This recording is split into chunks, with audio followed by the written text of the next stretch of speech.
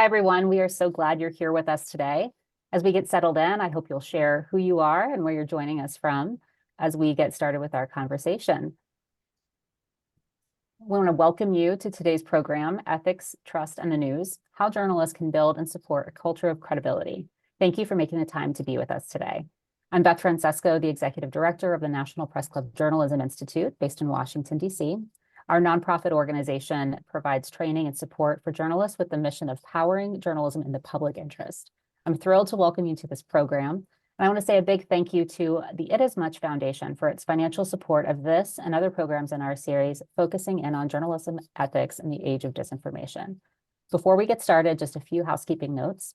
We have a closed captioning option available during this program. If you're joining us on a desktop or laptop, you can enable this anytime by finding the live transcription button in the navigation menu. You just need to click Show Subtitle and the captioning will begin. We are recording the program and we will share it through our newsletter later this afternoon. If you aren't already subscribed, we'll add that link in the chat now. This program is designed as a conversation and we hope you'll join in with your thoughts. If you haven't already, please open your chat window and set your responses to all. We'd love to know what you're most excited about learning today, or what you hope you get answered today. Hopefully we'll be able to weave this into the discussion with our panelists, and if not, we'll try to get it into the Q&A at the end.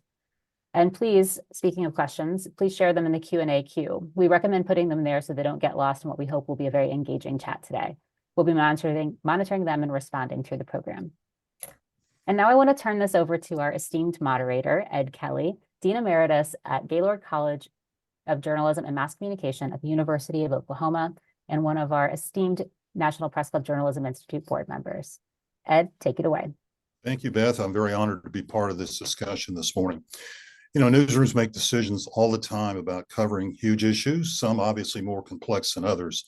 But we're at a point in time when many of these huge issues are also linked to insidious disinformation efforts on social media. We all know that. Everything from abortion coverage to the ongoing fibs, distortions, and lies about the 2020 presidential election, to Princess Kate's photo manipulation of her family. So this group that's joined me today has come together not because of the way one newsroom does it better than the other, but rather because you are some of the folks that are guiding the discussions that lead your news organization's coverage. And we at the Journalism Institute think shining a light on how hard journalists like you work to set standards to support solid, accurate journalism could go a long way toward helping to rebuild public trust with the media. So with that, I want to introduce you, to use a sports term, to our all-star lineup of speakers today. First, Amanda Barrett, the Vice President of News, Standards, and Inclusion for the Associated Press. Wave, Amanda. Anita Kumar, the Senior Managing Editor, North America, and Standards Editor for Politico. Natalia Mironova, the Editor of News Standards and Best Practices for the Voice of America. Eileen O'Reilly, the Managing Editor for Standards and Training for Axios and a Journalism Institute board member, and as importantly, the immediate past president of the National Press Club. And David Peterkin, Vice President of News Practices for ABC News. We're so fortunate to have each of you joining us today, and I echo Beth. Thank you all for giving of your time to spend an hour or so to discuss these important issues. So let's get the conversation started with a little bit of what I would describe as scene setting. So briefly, tell us what a standards editor or news practices leader does in your newsroom, what is happening behind the scenes, and help the folks online here today understand how ethical journalism is produced. So Eileen, for good or for bad, you drew the short straw. You get to go first. Thanks, Ed. I appreciate that. And I just wanted to first say thank you for inviting me and to be part of this esteemed panel. Everyone here is amazing, and we have frequent discussions about standards because it's such an important thing. So I do get that question quite often. They're like, what the heck is a standards editor? And big picture, I'd say it is to ensure that all of us at Axios are following journalism best practices so that we retain our biggest commodity at Axios, which is our audience's trust. There's nothing more important than trust. And behind the scenes, there's some rather boring sounding parts of it, such as like creating a code of ethics, a conflict of interest policy, a corrections protocol, and other standards, so that our expectations for our journalists are very clear. And then these are really important for journalism, to make sure that it's based on fairness, integrity, and transparency for our audience, so they know where we get our information. And then there's the more interesting part to me anyway, which is where we have like editorial discussions on really tough topics or serious events, where we can improve our coverage, if there's any gaps in our coverage, if we're using the right kind of language. These are can be very hard conversations that are happening in the background, because basically something serious is rattling around in America that we need to cover in a way that we can inform the Americans of what's happening in a fact-based manner. So that's kind of in a nutshell how I look at standards at Axios. Okay, thank you. Amanda, tell us what your role at the AP here early in the 21st century. You work in an organization, the Associated Press. It's been around a long time, since 1848 to be exact. So tell us what you do. Hi, everyone. I'm Amanda Barrett. I am Vice President of News for Standards and Inclusion. Thank you very much for inviting me to speak. It's good to hear this discussion about standards. It's something that we grapple with every day. At the AP, we are really devoted to making sure that we are supporting our aim of fact-based, nonpartisan journalism. That is what we are living by. We have a set of news values and principles that hopefully we'll have a link in the chat too, that we really live by, and they cover all kinds of issues like anonymity, sourcing, being transparent with our readers, our customers, and our audiences. And so every single day, me and my team of 3 managers are looking at the daily report across formats to ensure that we are really being honest about what we're doing, that we're being transparent in our coverage, that we are adhering to our news values and principles, and also to AP style. We are the owners of the style book, and we really aim to make sure that our content really lives up to that. We're also answering a lot of questions from colleagues. They come to us sometimes in the middle of breaking news if there's a thorny issue. A lot of times they're just looking for advice before they go out and do reporting. So they make sure that they're on the right side of things, that they understand what they're supposed to do. They ask questions about language and ethics. Sometimes what to show in visuals is a hot topic. And we also create standards. So we've been doing a lot of work on creating AI standards. We have guidance for our staff. We also have written a chapter in the style book on how to cover AI.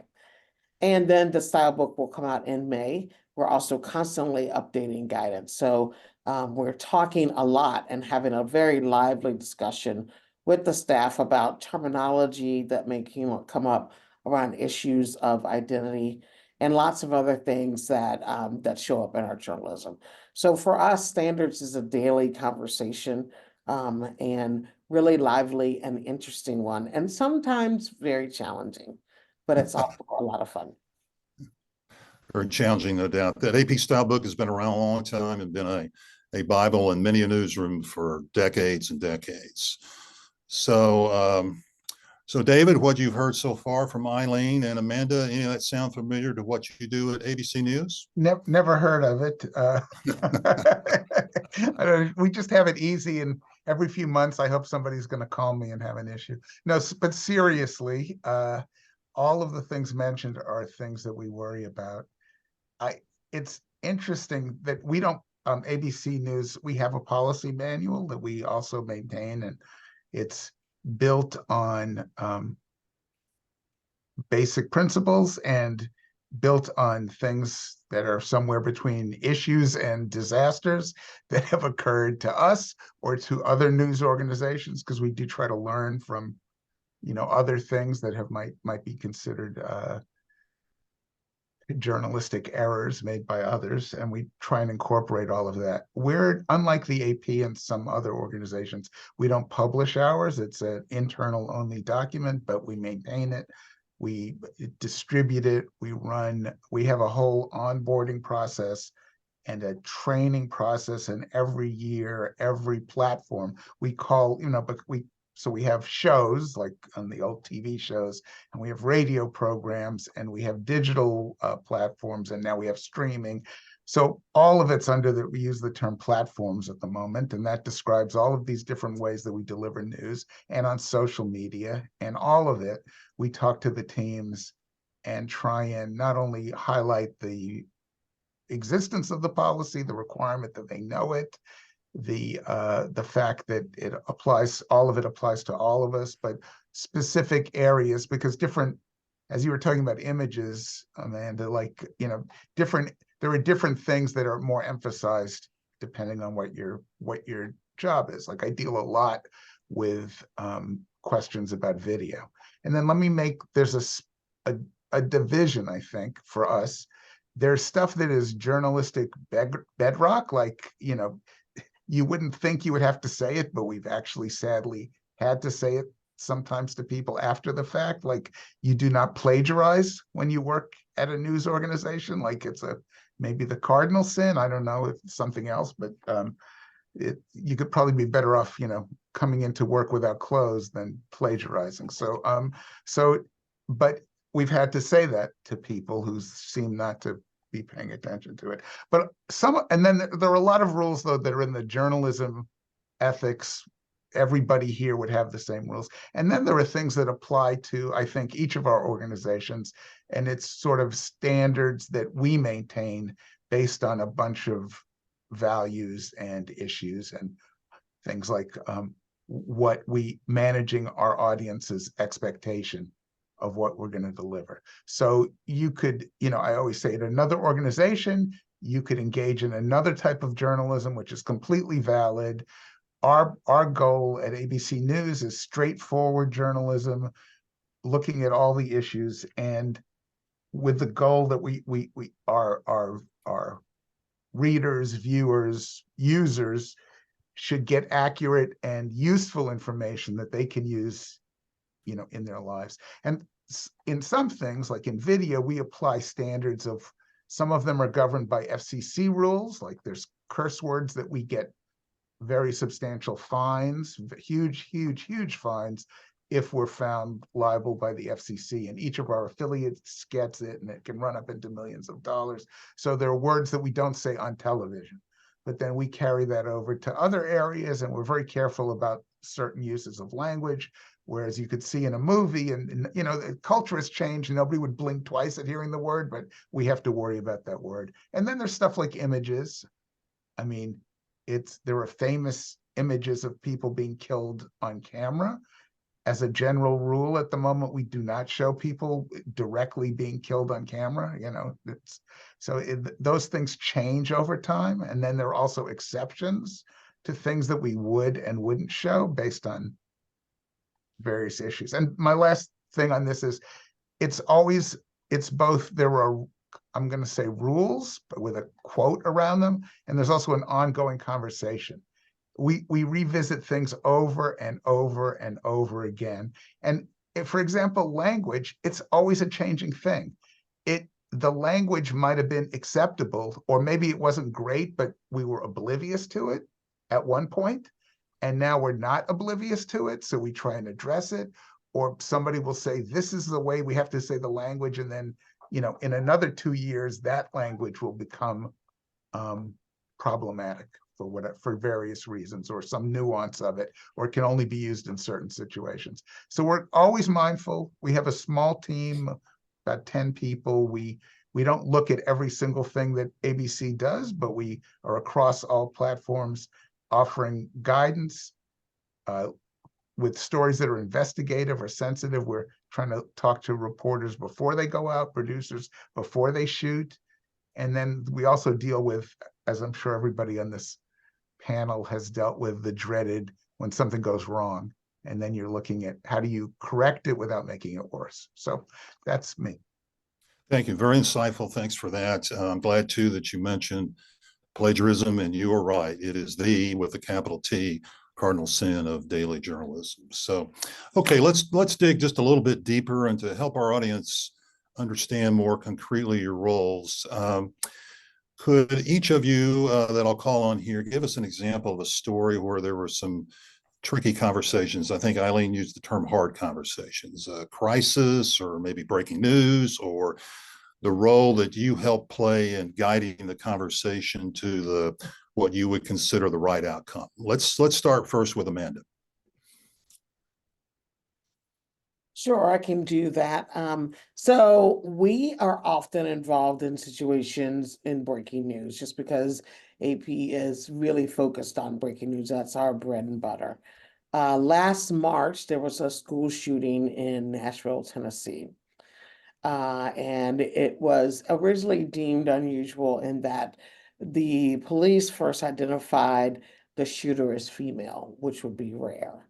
Then at a news conference, the police chief said the shooter was transgender.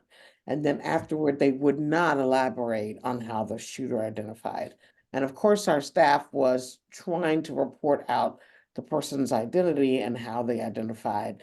They had found some material online that seemed to show that the person identified as male. But that meant that the story that we had originally started with, where we said the person was female, we needed to pull back on that. So the leaders of the story came to the standards team, and first we had a Slack conversation. I'm sure a lot of you use Slack, in which we had a bunch of not only the staff, but also the managers talking about how we should handle the situation, how we should describe the person, what pronouns we should use. So we all joined in and talked about it. And then we had a Zoom discussion about what language to use. And we decided to correct our reference to the shooter as a woman and crafted a graph explaining the changing descriptions from the police as well as the information that we had gathered, because we needed to explain it to the readers so they would understand our decision.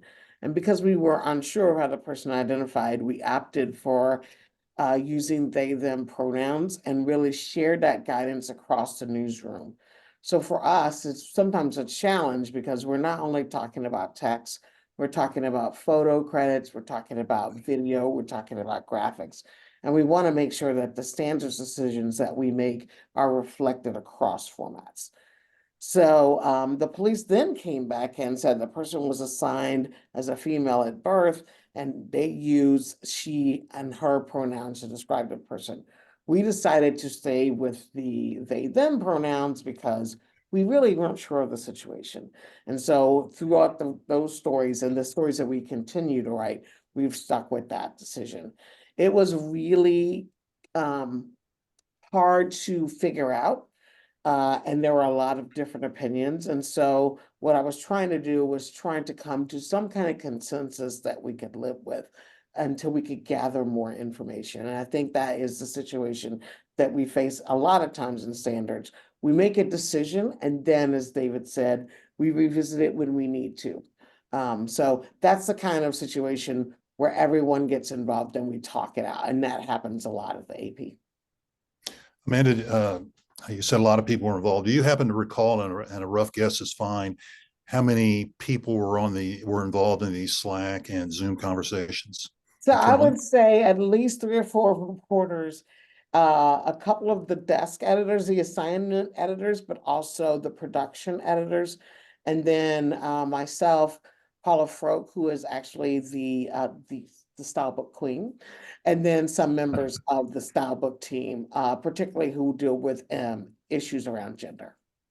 Yeah, okay, so a number of people, that's good. Yes. Okay, back to you, David. Same question. Do you have an example that you could share with us that went pretty deep and perhaps a difficult conversation, particularly if it was on deadline? Well, I think one is the same story where we had another issue that comes up sometimes in identification of people is that you have family members who may be in dispute with the person, and particularly if that person is deceased. So you may get gender references based on birth, and then you have the person who's deceased, and then you have friends who may be saying that this was the current gender identity of the person.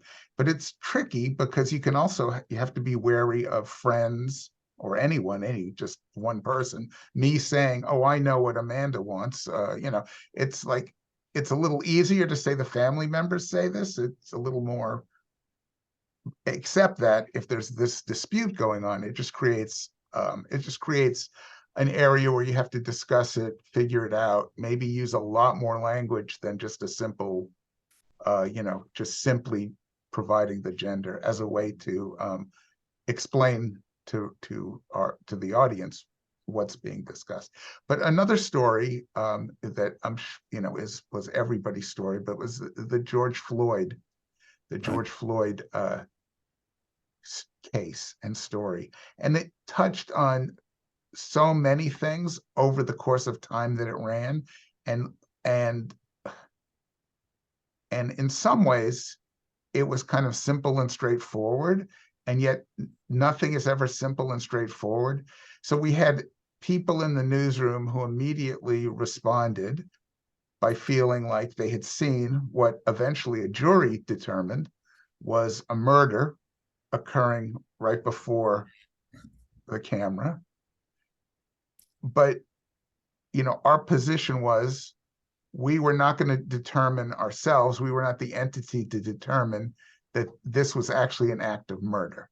So there was that issue, and discussions and talking to staff and explaining there's a reason for it. So then when we do get to the point where we are calling it a murder, as we would now, that we are in the same kind of grounded, not based on I see it, I react, but we're using the same principles that we would use if it had somehow been another situation of somebody being stopped and a police officer ends up dead. We would wait to call it a murder based, as a news organization, based on when it was actually determined to be a murder, and not just that, not saying just, but not referring to it only as a killing or the death of somebody.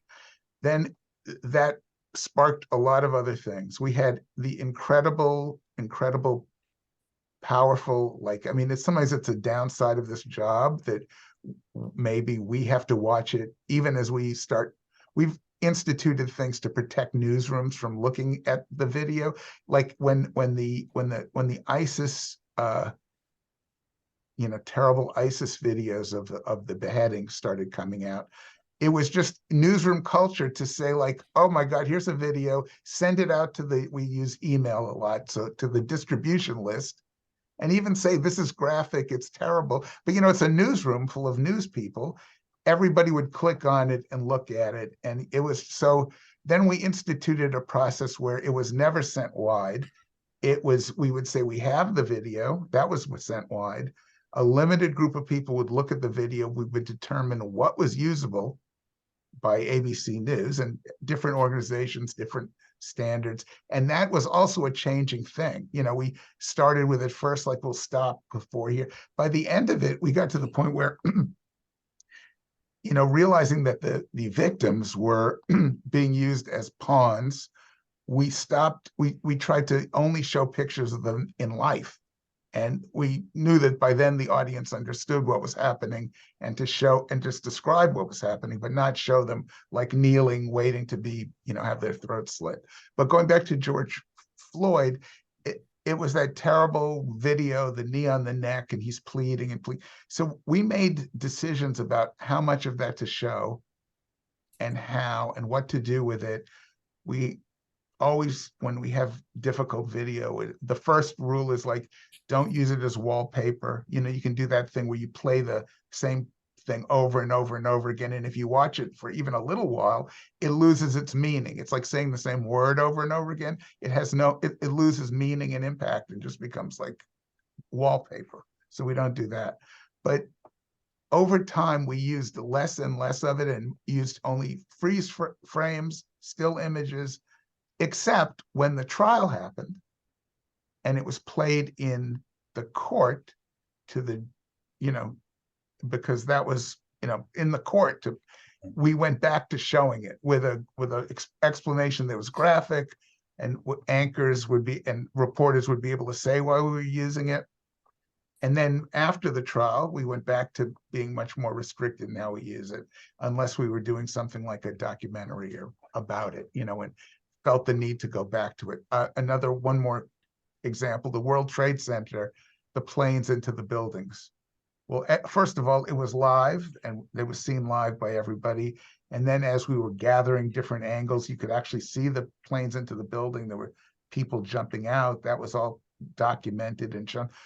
We put a rule in place that we would not show certain of the images except under particular circumstances where you had to have a discussion and permission. And it had to be not in a story where you're saying like, there are 5 bad things have happened in the last 10 years, including, and see the plane crash and move on. It had to be a story about it, talking about those people and what happened to them. So, I think those are some areas. Lots of issues, nothing as it seems to be, or seems as simple to be. Okay, so the impetus for this conversation, as Beth laid out in her intro, is that the prevalence of disinformation and misinformation in our lives today. It is absolutely everywhere. So I'd love to know any specific steps or processes that your organizations have put into place to counter these efforts. Let's start with Voice of America and Natalia. What has VOA done to try to counter and mitigate the effects of this all but a disease? Yeah, thank you. Thank you very much for having me on this panel. So what I have been doing since I came on board at VOA in January, we've been doing a lot of training. We do refresher courses on best practices. So we've been trying to invite as many of our journalists as we can. And VOA has 48 language services. So it's a wide variety of backgrounds and cultures. And so we're trying to just reiterate, a lot of these people are very experienced journalists, but as everyone here mentioned, it's good to have these conversations just to reiterate again, what are the basics that we have to always keep in mind when we do our daily work as journalists. And on top of these routine best practices trainings, we've also been doing, we call them brown bags, like a lunch and learn type informal conversations with smaller groups of people. Maybe, a division or language service comes to us and requests a conversation on election coverage, like what are the issues to look out for? What are the issues we should focus on? And disinformation, misinformation comes up a lot. So the message that we have been pushing from standards is just get back to the basics of journalism. They say if your mother tells you she loves you, go check it out. So I think that's the best approach really with everything that's coming at you.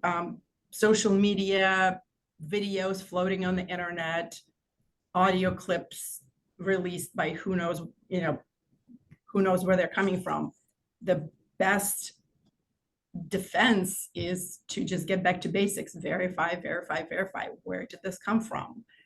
Can you get to the origin of it? Can you get to the provenance of it? So that has been our message that we've been trying to reiterate in these trainings we're doing.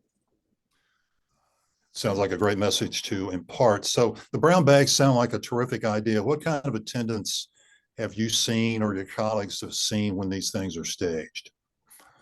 It's been very popular. We recently had a brown bag with our East Asia Pacific division on election coverage. We had close to 100 people. It was virtual, so we had close to 100 participants. So the reception has been very good.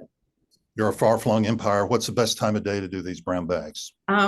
Well, it seems like we just go by what the divisions tell us when it works for everyone. But we have done training on best practices at 7 a.m., at 9 p.m. to try to cover, our colleagues who may be in Asia or in Europe. So or people who work overnight in the newsroom to give them opportunities to participate. Very good.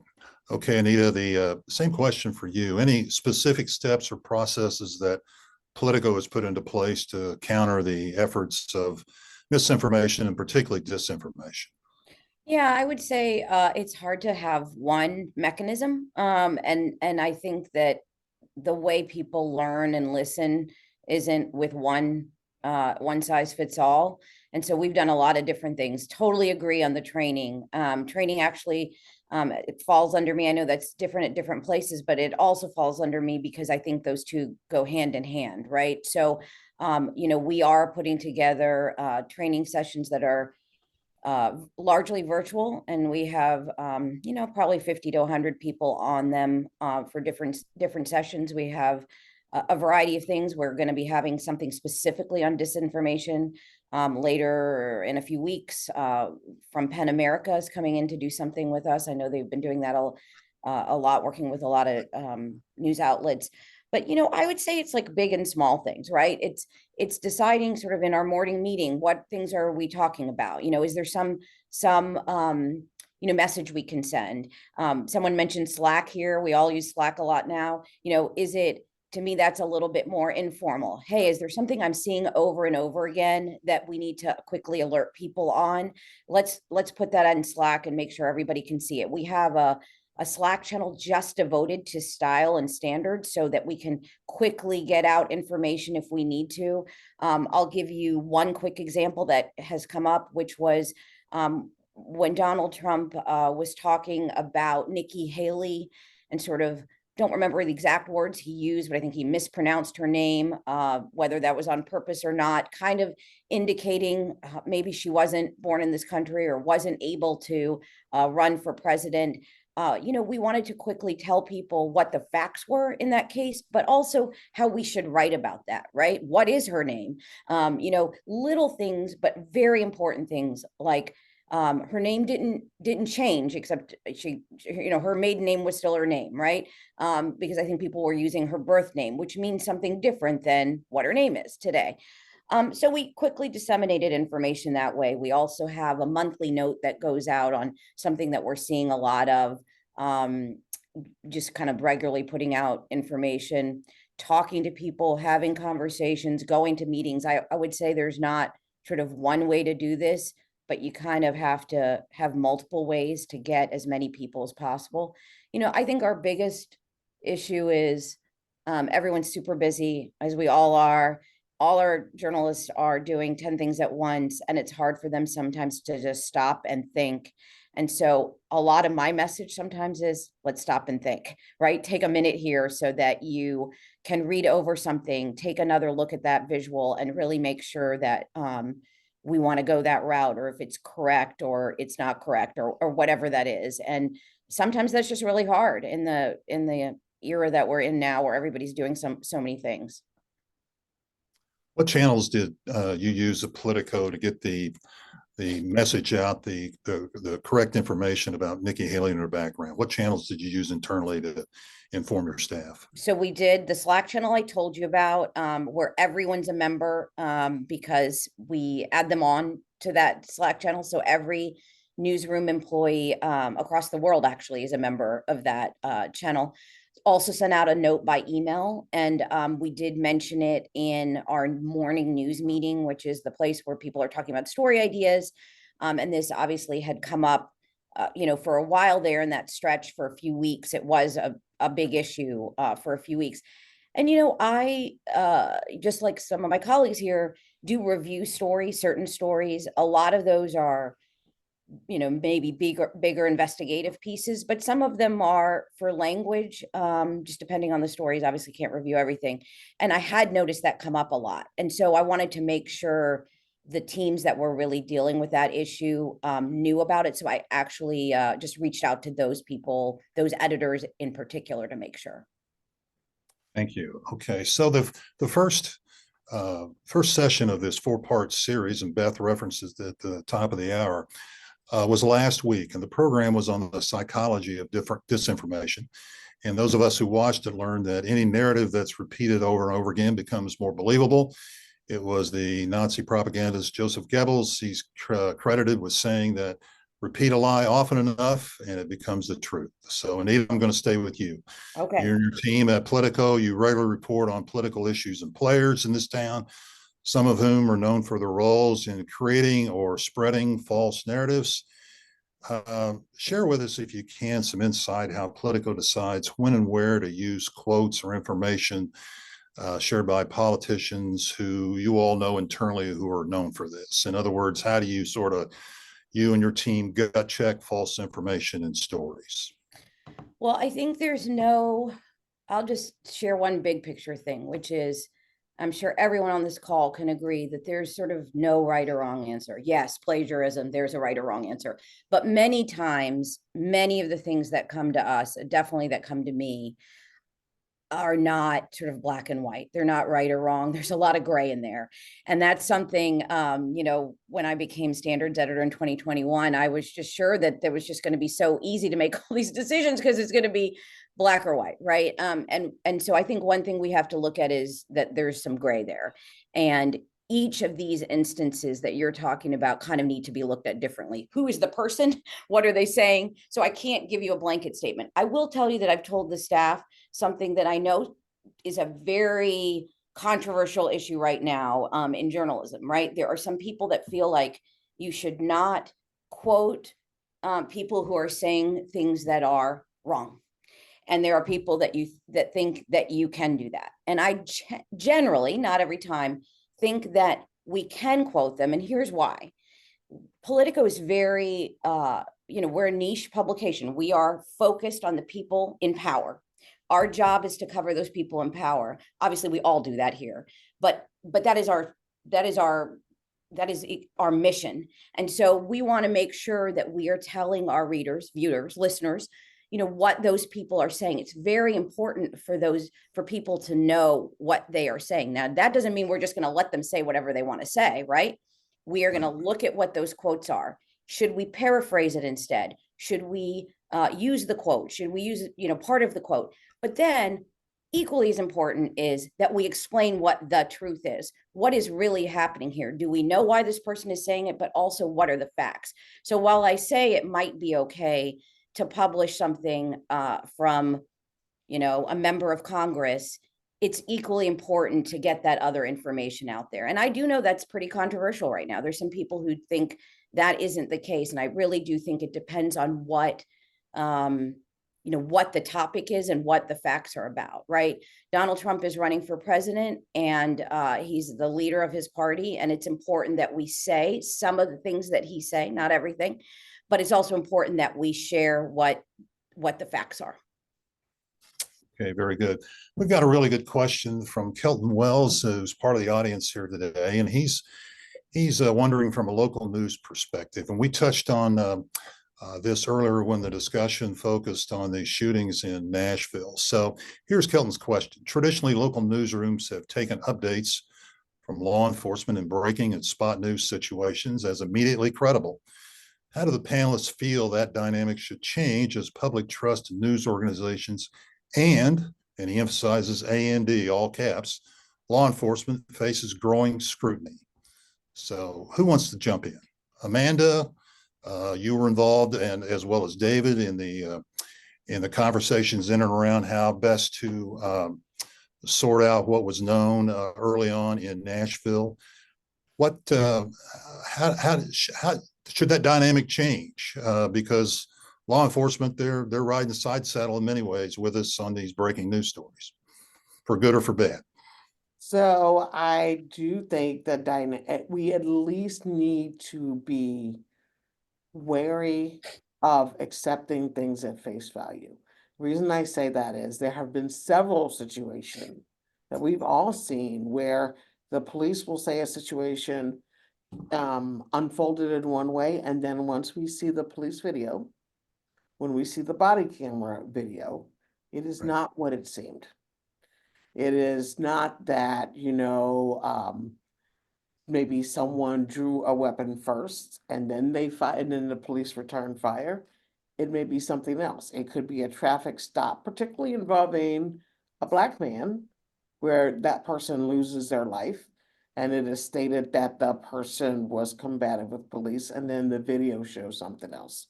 So, and we've seen this in other situations, not just with race, but in other shootings or confrontations where police will make a statement about something, and then the story turns out differently.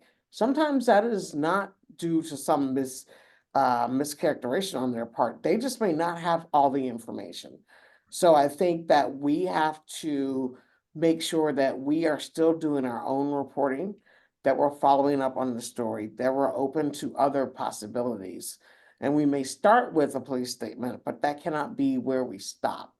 And so I feel like we have to make sure that we are really trying to sort out the truth for ourselves and figure out the situation for ourselves. Just because we know that sometimes what we're given is not right. You were saying in the context of local news, and before I worked at ABC, I worked in local news here in New York, and part of it is a psychology that applies across a lot of reporting, including a lot of, political reporting and other kinds of reporting. The reporter as expert. So the reporter might feel in a position to stand and say, this is what happened, using good sources, or a source of the police or source of the politician.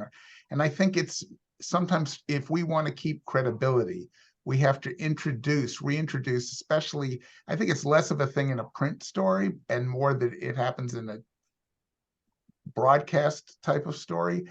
The presentation of fact without saying what the basis for that fact is. It's better to say, police say this is what happened, so that later when you're unwinding it, because it turns out the police were wrong, whether on purpose or by, as we all are, wrong in the initial facts, when we unspool it, it doesn't actually change what the reporter has brought to it, which is, I was telling you what was said, and now a day later or 2 days later, we have, improved understanding of the facts. Just one other thing, because it came up in the context of misinformation. One area of misinformation are the statements left behind by people who kill people. And we have to be, in olden times, like you had Charles Manson or whatever, and it was like, let's go to town. This is so fascinating. Make a celebrity. This is like, dramatic and great. And what did they say? And I think we try to be more careful now with people who are shooting people.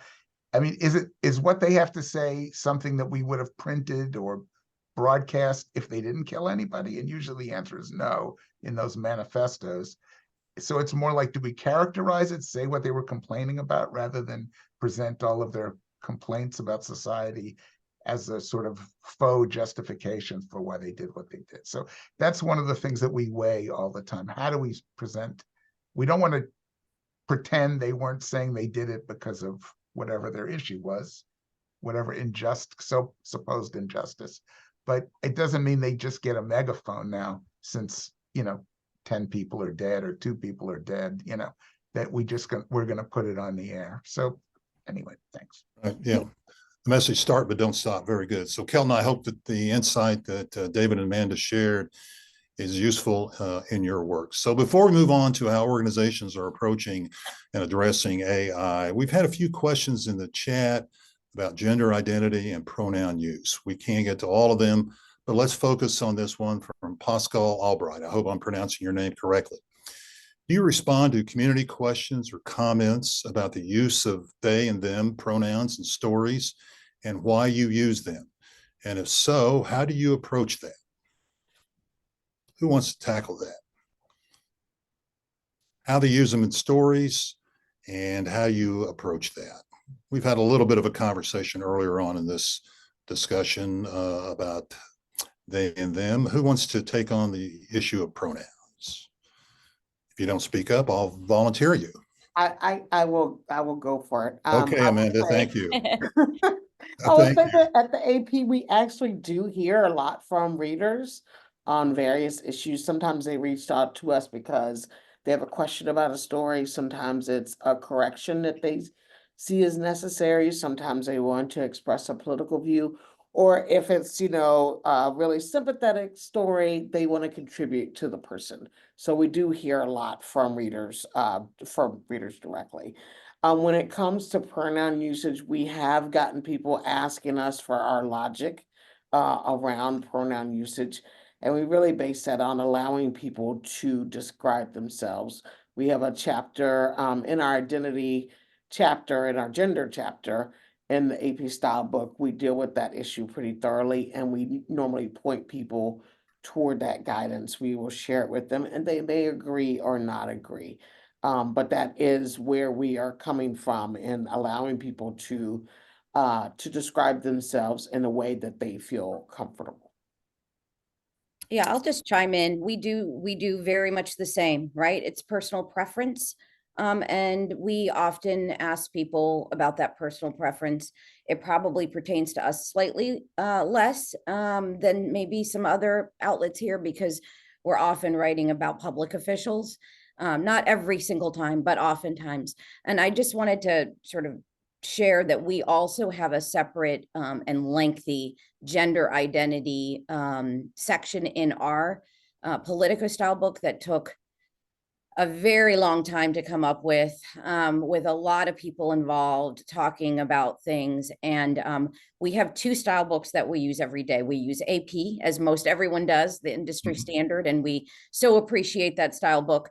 And then we also have a Politico style book that where we have things that are of particular interest here that we deal with, or, you know, there are times that we differ from AP as well. And so we have our own section on gender identity because it was this important, and we've been covering a lot of issues around the country that relate to gender identity a lot. And so we felt that it was important to have that as well.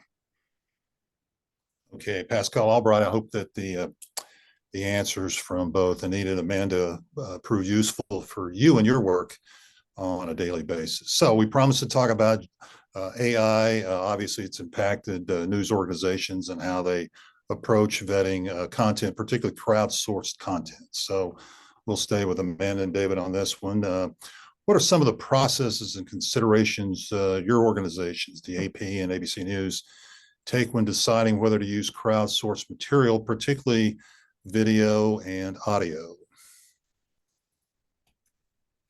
Well, I would say that we have now a very robust and a separate, although we work with them, visual verification team. And so much of the way that we gather news now, we used to get it, you know, from affiliates, and we would shoot it ourselves. And there were agencies that would provide video that we would purchase. Now, a lot of it comes in via social media, right? So it's coming in effect, we're scraping it, or it's coming in sort of over the transom because we see that people are sharing it around and we're looking at it.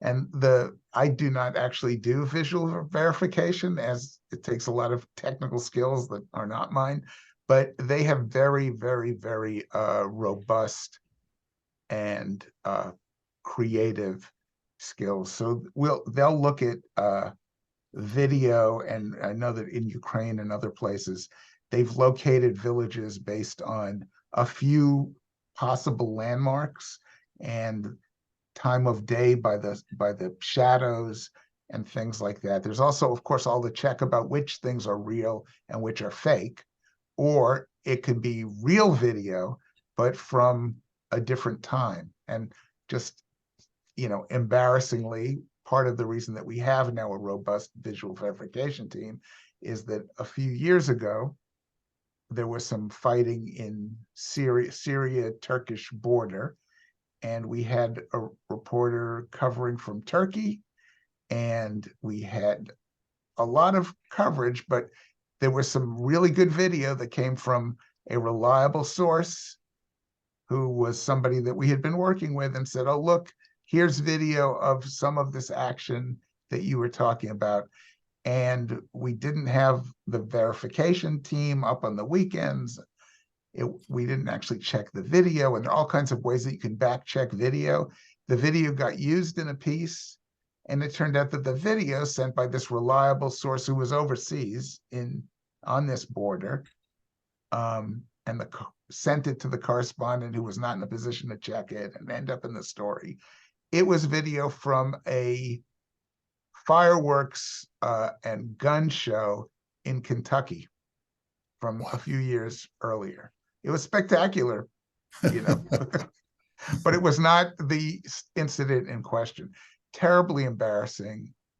You know, we had to take it down and we had to notes. And so now that doesn't say, to say that we can't have an error, but we have a much more, we're less likely just to get a good video from somebody and slap it into a piece without somebody having actually checked to see, is this a video from a few years ago from the United States and not the Middle East? So that's a big change. We are still, I know a lot of news organizations are working with AI. I would say that ABC News, we're in a very nascent stage. We don't use AI for any reporting or news gathering. We are in discussions and in meetings and about what and how, and but in terms of what we're doing, none of it's there. We do a lot of reporting on it, and we have now a reporter who, one of her roles is to help make sure that that reporting is kept particularly in line. And we've also created a graphics template and some other rules for how, when we do use an AI image, some of them are benign and some of them are nefarious, and we knowingly use an AI image because we're doing a story about it, we try and slug it for viewers so that it's clear and nobody can say, oh, well, I looked and I saw, you know, the Pope in a puffer jacket and I thought that's what he wore. You know, there's a sign on it. Amanda, how about you? So at the AP, we do a lot of work to actually verify that the image is what it is purported to be. We've also come across situations where someone will take some video and say, oh, it's from this earthquake, but it really wasn't this earthquake. It was an earthquake from years earlier. So we do a lot of reverse image searching. We really try to find the actual owner of video or images that are being posted online. And we do not use any material unless we have written permission. Well, on a legally vetted form, our legal team was involved and created a form to make sure that, as far as we know, that we are in touch with the actual owner and have actual permission to use the video. And partly that is because in the past, when we've used images from people and we weren't sure, we've, to be frank, have been sued for that. So we're very, very cautious. We use reverse image searching, and pretty much the way we try to approach it is, you've gotten this information, now you really have to go through your reporting work to vet it. It's kind of an unverified tip, to be honest, and you really need to confirm it first before you use it. Now, that doesn't mean that you can't write off of it, but we're really cautious because we do know that there are some definite bad actors out there creating, or sometimes people who are quote unquote benign, who are creating images that are not real. And we know that this technology is getting stronger by the day, and people are really putting out things to mislead or misinform folks. So we're trying to be extra cautious about what images we're putting out. And, you know, our photo team is involved in looking at things. And also we have a news verification team, and, you know, staff will go to them for a consultation about what images they're seeing, what information is out there, and if they've seen it in other places. Okay, thank you. Okay, we're nearing the end of our time, but one particular question I'd like to ask, and that is this: how does potential influence and civic participation play a role in how you all approach coverage in your newsrooms? Let me give you an example: election day coverage. Some people believe that showing images of long lines at polls can sway whether someone gets out to vote, whether they say, no, I'm not going to vote, or yeah, I want to join my friends and get in on the action. So what are your thoughts, and how do you have those type of conversations? Like I said, we're nearing the end, so maybe a lightning round here. We'll start again with this question with Eileen of Axios. Hi, thanks for the question. So I agree with Anita in that it's important to tell people what's happening, and to give them that information so they can make informed decisions.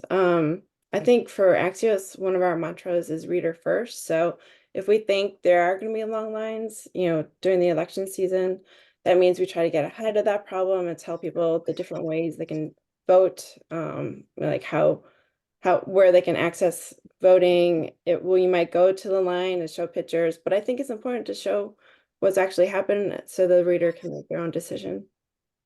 So again, showing the photos, but also how they can participate and maybe go at a certain time where there may be fewer people standing in line then. Yes, exactly.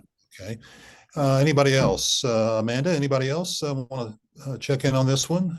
These kinds of conversations about, again, civic participation. And we know that a lot of our news audiences are people who fortunately do pay attention to what's going on around them.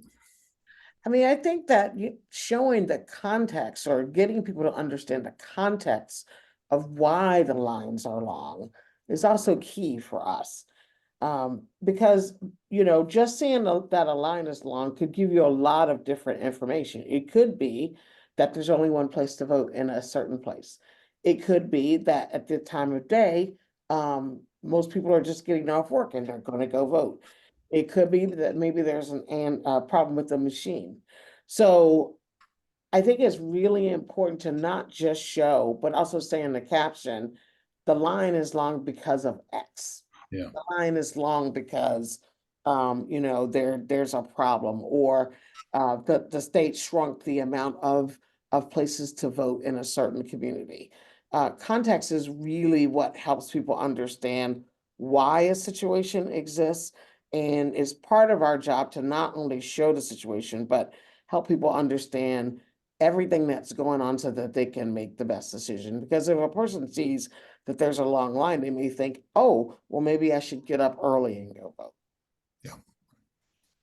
Okay, sticking with elections one more time here. So how many of you, if any of you, of the panelists here today, the 5 of you, were in a similar role in 2020 during the 2020 run up to the general election in November of that year?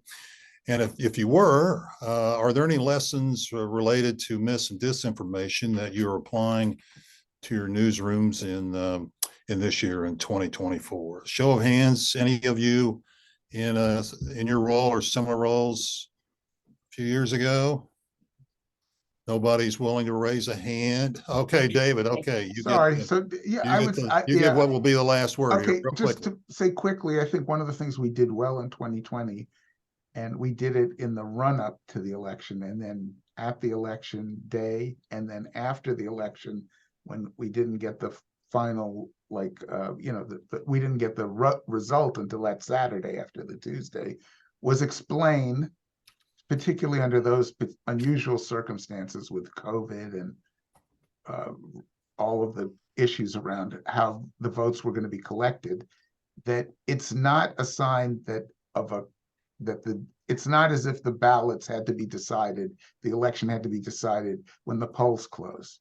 That there's a whole process of counting, and that counting, depending on the efficiency of the local counters and their issues and the way that they're getting their ballots, could take time. And there's pressure in a newsroom to give an answer, and we address that with both our people and the audience, with viewers, as we talked about the run-up, so that when it happened that night, that there wasn't a result immediately at 11 or midnight or whatever, that it was understandable and not coming like, oh my goodness, there's not going to be an answer tonight, And I think we did a good job with that. Thank you. And David, it turned out you had the last word, because we unfortunately are out of time. So thanks so much to you and to Amanda, Anita, Eileen, and Natalia for this really great conversation. You packed a lot of information into this hour together, and I'm reminded that the heart of any difficult journalistic decision, we can and should rely on solid ethics that we apply in any and all circumstances. I learned a lot from you all. I'm a lot smarter than I was an hour ago, and I know that our participants on the call did too. So many thanks again to the Inasmuch Foundation for its financial support of this program. And thank you to all the participants as well for the questions and comments. I really do hope you'll join us for the next segment of this Ethics in the Age of Disinformation series. And it's next Wednesday, April 24th at the same time, 11:30 Eastern. At that time, we'll focus on disinformation in the public and how journalists can champion news literacy and empower communities. And as a reminder, we'll share a link to this video this afternoon along with the resources so you can keep mining this conversation for guidance. So thank you all again for being here and for your interest in the National Press Club and the National Press Club Journalism Institute. We hope to see you again real soon. Thanks, Ed. Take care, everyone. Thank you. Thank you.